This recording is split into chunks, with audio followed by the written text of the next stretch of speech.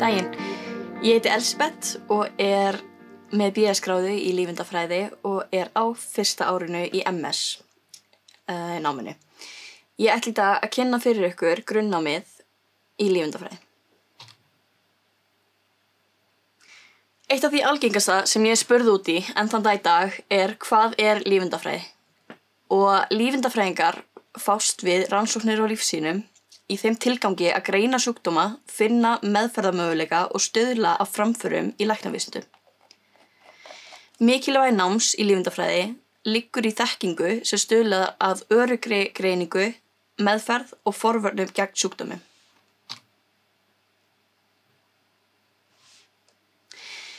Í lífeindafræði eru fjölbreyttar kennsluaðferðir beittar og þar sem mikil áhersla lögð á verklega þáttinn. Þú leysir verkefni bæði í hóp og sjálfstætt, kynnir þér efni nýjustu rannsóknargreina og þú færð að spreyta þig á raunverulegum sjúkdómstilfellum. Í náminu færðu einnig tækifæri til að takast á við rannsóknir á sýnum frá mannslíkamanum sem gerðar eru á mismunandi sviðum lífeindafræðinnar. Inntökuskilyrði námsleiðar eru stúdentsprófi eða sambærileg prófi frá erlendu skóla og sjálf komst ég inn með erlent menntaskólapróf. Nemendur sem hafa lokið prófi frá tækni- og verkfræðigrunni Háskólagrunns HR eða verk- og raunvísindadeild Háskólabrúar Keilis teljast uppfylla inntökuskilyrði deildarinnar.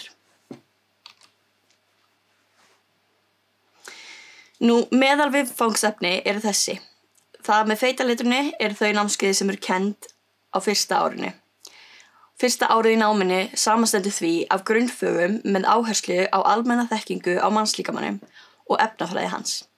Seinni 2 árin áhersla lögð á sjúkdóma og aðferðafræði aðalgreina lífeindafræðinnar, eins og blóðmennafræði, ónæmisfræði, líffæra, meinafræði og sýklafræði.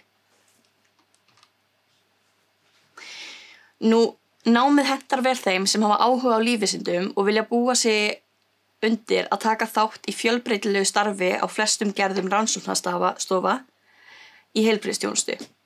Þannig ef þú hefur áhuga á mannslíkamanum og starfsemi hans, langar að stunda nám sem bæði bóklegt og verklegt, ef þú vilt öðlast þekkingu á sjúkdómum og greiningu þeirra, eða viltu kannski vinna á rannsóknastofu, viltu framkvæma vísindalega rannsóknir, eða langaði að starfa í heilbrigðisgeiranum án beinna samskipta við sjúklinga, þá þetta nám fyrir þig.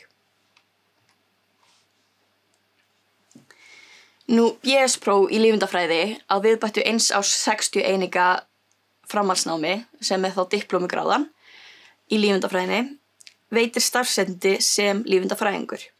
Námið tekur því 4 ár og diplómanámið jafnframt fyrsta árið í meistaranámi.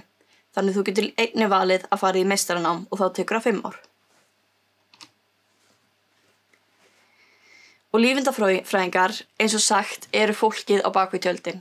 Þeir vinna sýni og senda niðurstöð til lækna sem ákveða meðferð.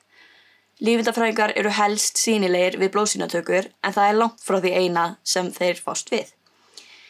Lífeindafræðingar takast á við þjónusturannsóknir, vísindarannsóknir og tækniþróun. Með þessi menntun gætir þú starfa við meðal annars heilbrigðisstofnunum, matvælafyrirtækjum, lyfjafyrirtækjum og bara listinn svo alls ekki tæmandi hjá okkur. Það mikilvægi líka á félagslífið. Nemendur í geisla- og lífeindafræði eru með sameiginlegt nemendafélag sem nefnist FLOG, félag, lífeinda- og geislafræði nema.